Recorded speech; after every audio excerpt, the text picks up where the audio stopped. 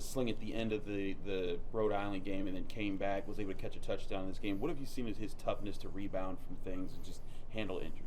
He's a tough kid. And then obviously did not get to finish the Rhode Island game, and then had limited practice. The first thing I'm asked is, is it an owie or a boo-boo? And he right away kind of thought, well, as soon as I think, they're okay. So he played well last week. I think, probably overall one of his better blocking performances. He showed pretty good toughness and then caught a couple passes, and we still need more out of him. Has there been more of an expectation for Gavin and Carter and Kai to get in the blocking scheme, given how much you guys have been running the ball? We have run the ball, as you've seen, more than one time a game. And we've done a above average job. We've made some nice blocks in the backside to spring some Izzy's, cutbacks and, go down to the end zone. But, as a coach, you're always striving for more, asking for more, demanding more. And, I think our kids understand that. So today was a padded practice, and we gave pretty good effort today in pads. It seems like Gavin makes a pretty big play every time he gets the ball. Is there an emphasis to try to get him the ball more in the passing game? My wife says the same thing. I just like Gavin because somehow, some way, he may not have the best hands, he may not run the fastest, but he's going to find a way to catch, go north and south, run somebody over, break some clavicles, and get a first down. He just likes to play. And, kind of his enthusiasm at game time, surfaces. And, whether he catch one pass or 10 passes, he's going to make the most of them. Was he playing in pain Saturday? No, he's pretty good.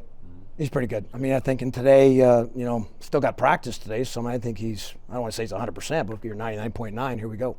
Tim, where do you think that comes from him, and does that rub off on the other guys in the room, his effort and attitude, Gavin's? Yeah, I think, you saw that when he came out of Blue Mountain, Pennsylvania, just one of those kids from the other side of the state that just likes to compete, likes to play, likes to practice. Probably my favorite part about Gavin is watching him on game day just get nervous from the morning all the way to game time. Feet shake and hand shake, and just, like you just know he's getting ready. You just see it. You just feel, just nervousness, but it's not nervous. He just like, okay, let's get this thing going. Let's get started. It's one of my favorite things right now is to watch his twitchy, and he wants to play. It doesn't matter if we play at 12 noon or 12 midnight, he's coming to play. So I like guys like that, and I think he's displayed that in his short career he's had here. When you see him leave his feet and he clears a defender, is there ever a moment where you're like, hey, don't do that, but then you're like, oh wait, that's right, it's nice job. Yeah, gotta be careful to some degree, but I know you like it, I like it, fans like it, so guess what? Jump over him.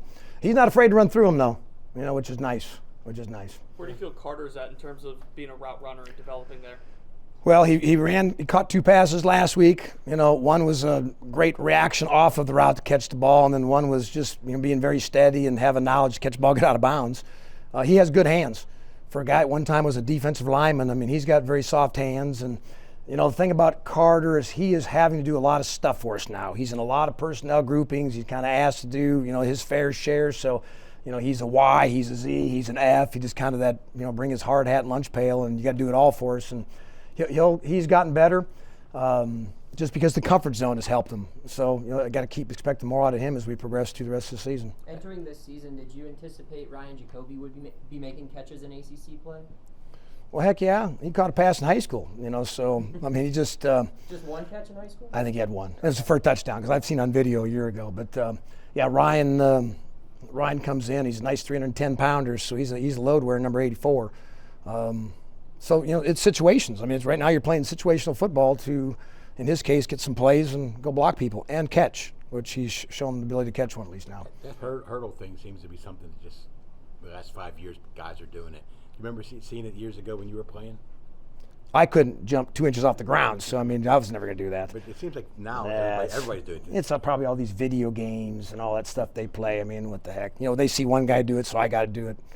I did see a little bit of the highlights when the North Carolina quarterback jumped, came down, landed on his neck, and got all sore. That's a little bit crazy doing that, but. That was this year? Yeah, just last week versus Virginia Tech. Saw it on video. Kind of a scary situation when he fell, but he got him, kept playing. But I don't know if I want to be doing that. But that's I guess it's fun, right? That's great action shots. Yes. You mentioned a padded practice. Is that a good way to put Saturday behind you, and how is well, that's Tuesdays. Tuesdays is in pads. That's our typical Tuesday. We didn't change or adjust times. It's the same period, same situation, and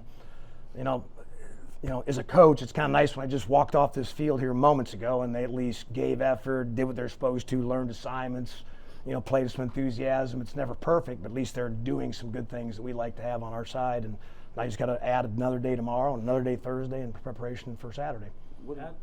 Pat has talked about the receivers not necessarily being sharp enough in their routes, giving Keaton the kind of looks that he needs to get rid of the ball quickly. How has your group done in that regard of just sort of the details when they go out on passing patterns?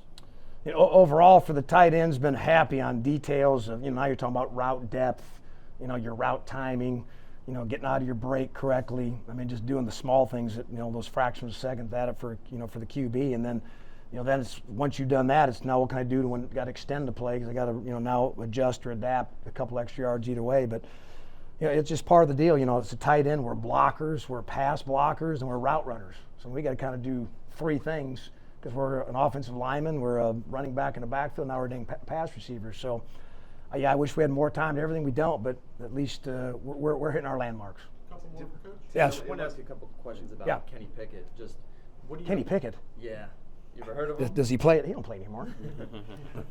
What do you remember? Just I understand you're the one who kind of discovered him, recruited him. What do you remember about the first impressions of him and the process of getting him to come to Pitt? Okay, so Kenny Pickett, recruiting. He's from New Jersey, my area. Kenny Pickett.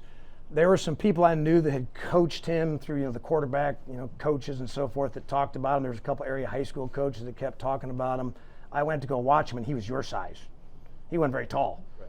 I mean, yeah, your size. You're not very big. And but I liked all his mannerisms. I liked what he would do. And then I went back like a couple months later.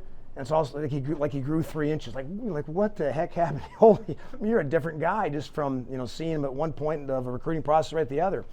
And then watching him play baseball, watching him throw passes, he back then had the it factor. I mean, he had quarterback mentality, quarterback demeanor, anticipation, moxie, all those words you want to hear. He had it. And I think since I was able to kind of see him, watch him grow overnight, technically, and a lot of people just kind of, well, who's this guy? He's nothing, to go recruit him and get him over here. And of course, Pitt was a great place for he and his parents to see our academics, the program, what we had at the time, and we're able to land him. And from the day he showed up here, he's been a player. He's preparing for his first NFL start against a team that everyone thinks is a Super Bowl favorite. His first start here at Pitt was against another formidable opponent. Just are there any parallels there? What should? Who's he playing? I don't even know who he's playing this week. The Bills. The Bills. Okay. Yeah, and obviously the game against Miami for you guys. What stood out about his preparation and going into that game against Miami, and what do you think Steelers fans can expect in terms of how he'll show out in his first NFL start? I'm putting my money on Kenny. I mean, you go back to his freshman year when you got his really true first start, where he came in and played the Virginia Tech game prior to Miami, I guess, playing the Jets the other day, come in, and now is your first start. Well, Kenny went up against the undefeated number 2 ranked Miami Hurricanes. Okay, well now he's going against, you say, the pre-Super Bowl favorite. So Kenny's done that. Kenny's experienced that. That's who Kenny is. So you can trust Kenny's preparation because Kenny just knows what to do, how to do, when to do, and that's why the Steelers picked him first, I'm assuming. And Kenny's a player. He's proven that since the day I saw him back in Ocean Township, New Jersey, today. And I guess maybe I'll have my yellow towel up there waving on Saturday. Now I know he's playing the Bills, but yeah, I'm cheering for Kenny. But yeah, Kenny will do good.